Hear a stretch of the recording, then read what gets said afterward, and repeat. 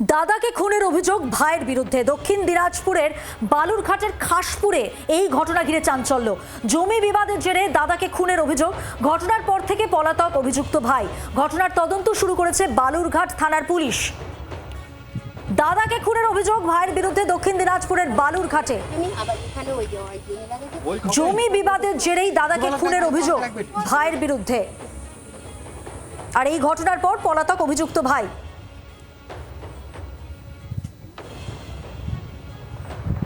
প্রতিনিধি শ্রীকান্ত ঠাকুর রয়েছেন টেলিফোন লাইনে। শ্রীকান্ত, এই গোটা ঘটনা নিয়ে পুলিশ কি বলছে এবং অভিযুক্ত ভাই সে পলাতক, পরিবার পক্ষ থেকে কি বলা হচ্ছে?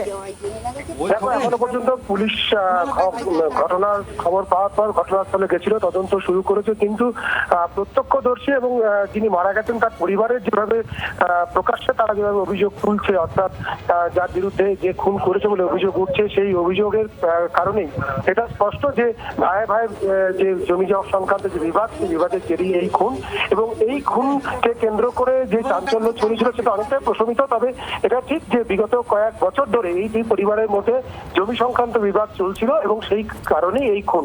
তবে পুলিশ তদন্ত শুরু করেছে, এখনো পর্যন্ত কাউকে গ্রেপ্তার করতে পারেনি। মধুমন্তী, ধন্যবাদ।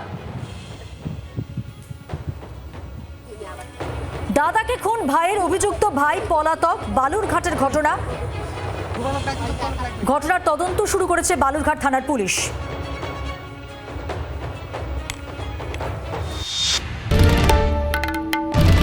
বাংলার আওয়াজ, বাঙালির আবেগ, জি 24 ঘন্টা।